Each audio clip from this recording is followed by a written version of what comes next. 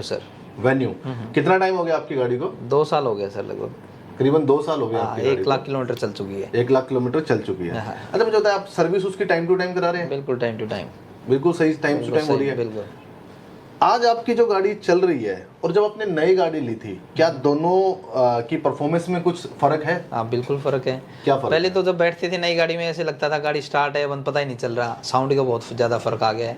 थोड़ा बहुत पिकअप में भी फर्क पड़ने लग गया है। क्या आप अपनी गाड़ी को मेंटेन नहीं रखते? नहीं मेंटेन रखते हैं, हर 10,000 किलोमीटर पे सर्विस करवाते हैं। बट उसके बाद भी इंजन या तो कहते हैं पुराना होता है, उस वजह से परेशानी होती है। क्या कारण है मुझे तो क्या आपने मैकेनिक से ये जानने की कोशिश नहीं की थी इस प्रॉब्लम को कैसे ठीक किया जा सकता है? नहीं जानने की कोशिश की, क्योंकि ज्यादातर हम यही सुनते आए हैं अभी तक, भाई जैसे जैसे गाड़ी पुरानी होगी तो वो उसकी जो चीजें वो तो कम होती ही चलेंगी।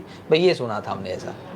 बिल्कुल, जो आप बात बोल रहे हैं वो बिल्कुल सही बात है। आज तक हमने यही सुना है और हमने ये एक ऐसी बीमारी है जिसके साथ में रहना शुरू कर दिया। हमें पता है कि हमारी गाड़ी पुरानी हो गई है, अब उसके इंजन की परफॉर्मेंस अच्छी नहीं है, तो वो हमें टाइम टू टाइम उसकी जो सर्विस है वो कराने के बावजूद भी ये चीज़ नहीं होगी, तो हम माइंडसेट बना लेते हैं कि अब ये इंजन नया ही होगा जब जाकर के इसका काम होगा। भाई इसको जितना भी चलाना है 1-2 लाख किलोमीटर चला लो, उसके बाद गाड़ी नहीं लेनी पड़ेगी। भाई ये माइंडसेट है। ये माइंडसेट है। लेकिन सर अब इस माइंडसेट की जरूरत नहीं है। हम जो काम करते हैं वो हम जो ये प्रॉब्लम्स आपको आती है, अब आपको मालूम होगा कि जैसे जैसे आपकी ये प्रॉब्लम बढ़ती जाएगी वैसे वैसे आपकी गाड़ी के अंदर ये सारी दिक्कतें ज्यादा होना शुरू हो जाएंगी। ये दिक्कतें शुरू होती हैं सर एक कार्बन वर्ड से। अच्छा। आपने कार्बन सुना होगा।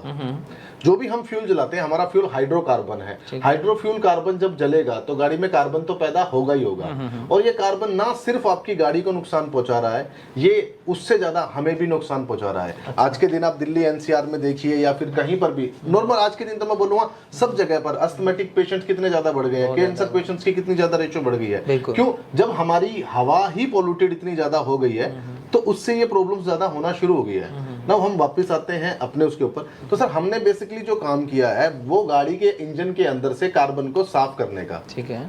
अगर आप मिस्त्री के पास जाते और आप उनसे पूछते कि मुझे इस प्रॉब्लम का सोल्यूशन कराना है, तो बताइए सर इस प्रॉब्लम का सोल्यूशन कैसे होता, तो मैकेनिक आपको बोलता कि आप एक काम कीजिए, अपनी गाड़ी का इंजन खोल के साफ करा लीजिए। नहीं खोलने बाद तो फिर उसकी वैल्यू डाउन हो जाएगी कार की। बिल्कुल सर, वैल्यू डाउन हो जाएगी।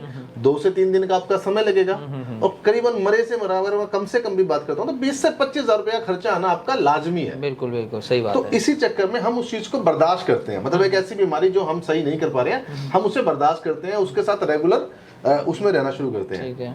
लेकिन हमारी जो मशीन है वो इस प्रॉब्लम का सोल्यूशन करती है। अच्छा। और ये सोल्यूशन आप करा के आए हैं। बिल्कुल सही कहा, बिना इंजन को खोले हुए, बिना ज्यादा टाइम गवाए हुए और काफी सस्ते दामों के अंदर।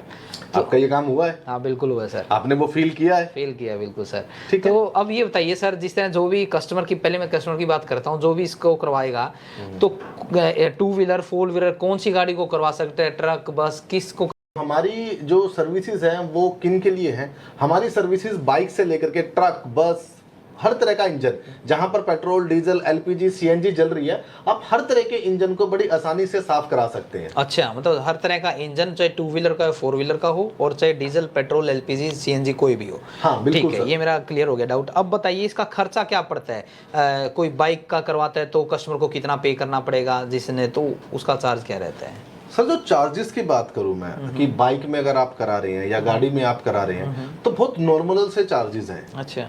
चार्जेस इतने ज्यादा नहीं है कि भाई ऐसा इतने चार्जेस हैं कि आप गाड़ी करा ही नहीं सकते। ठीक है। अगर आप अपना हिसाब से देख करके चलो, अब एक हम बाइक की बात करते हैं, आपने एक बाइक को डिटॉक्स कराना है तो उसके क्या चार्जेस लगेंगे? जब आप बाइक डिटॉक्स कराने के लिए जाते हो तो करीबन 125 सीसी की जो बाइक है वो आपकी 300 रुपए में डिटॉक्स हो जाती है। अच्छा। और जो 150 सीसी की बाइक है वो 500 रुपए में डिटॉक्स हो जाती है। ठीक है। एक बार डिटॉक्स होने के बाद वो 20-25 हजार किलोमीटर बहुत अच्छी चलती है। अच्छा, मतलब एक बार डिटॉक्स कराने के बाद 20 से 25 हजार किलोमीटर से गाड़ी और बाइक कराने की जरूरत नहीं, उसके बाद करवा सकता है बंदा। हाँ सर, देखो हमने कार्बन को साफ कर दिया है। इंजन में जो कार्बन आता है बेसिकली होता क्या है कि हमारा जो फ्यूल है वो हाइड्रोकार्बन फ्यूल है, वो जलेगा, कार्बन तो पैदा होगा ही होगा।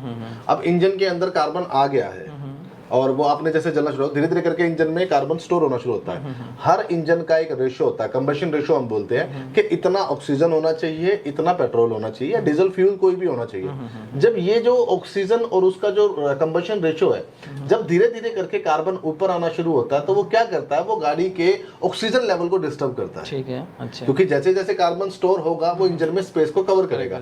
इंजन को स्पेस में कवर करेगा तो होगा क्या, धीरे धीरे करके गाड़ी का ऑक्सीजन लेवल कम होना शुरू हो जाएगा। अब इंजन में अगर पूरी ऑक्सीजन नहीं होगी तो गाड़ी प्रॉपर तरीके से नहीं चलेगी। ठीक है।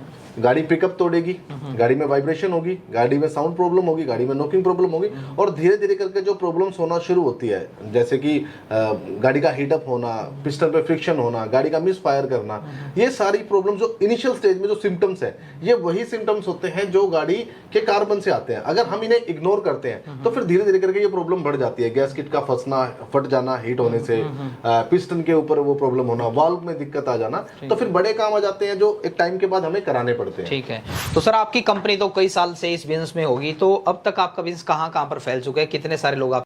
हम 2016 से ये फर्स्ट इंडिया की जो डिटॉक्स मशीन है, मैन्युफैक्चरिंग जो मेक इन इंडिया है, वो हम ही ने बनाई थी। आज के दिन हमारा 15 से ज़्यादा कंट्रीज के अंदर माल एक्सपोर्ट होता है, जिसके अंदर मेजरली सऊदी अरब है, आपका कुवैत है, ओमान है, साउथ अफ्रीका है, अभी हमारा यूके भी प्रोडक्ट जा रहा है। अच्छा। तो मेन कंट्रीज के अंदर हम जो अपना माल है, ये हमारे लिए बड़े प्राउडली बात है कि हम मेक इन इंडिया प्रोडक्ट को फॉरेन में एक्सपोर्ट कर रहे हैं। इंडिया की अगर मैं बात करूं तो इंडिया में करीबन ज़्यादा नहीं तो हमारे करीबन 1700 के करीब सेंटर्स ऑल ओवर इंडिया हमारे रन कर रहे हैं। हमें 7 से ज़्यादा अवार्ड मिल चुके हैं। बेस्ट मैन्युफैक्चरिंग का अवार्ड हमारे पास है, टाइम्स ऑफ इंडिया के बेस्ट एंटरप्रेन्योर का अवार्ड हमारे पास है। तो ये हमारे जो अचीवमेंट है, वो कहते हैं ना कि आपने क्या किया है, तो वो जो अवार्ड्स हमारे पास ये आए हैं, ये सारे के सारे हमारे जो अचीवमेंट है वो प्रैक्टिकल है। उसके बाद में आज अगर हम बात करें सासो से, हमारा जो सऊदी अरबिया की जो वो अपनी एक एसोसिएशन है वहाँ पे, जैसे हमारे यहाँ पे होती है ISI, ऐसे सासो है, वहाँ से हमारा प्रोडक्ट सर्टिफाइड है। हमारा इंडिया से नहीं, हमारा प्रोडक्ट फॉरेन से भी सर्टिफाइड है। इंडिया के अंदर हमारा लैब से, जो गवर्नमेंट लैब्स है, उनसे हमने अपने प्रोडक्ट को सर्टिफाइड कराया हुआ है। बहुत बढ़िया। तो सर अब ये बताइए, इस बिजनेस का सर स्कोप क्या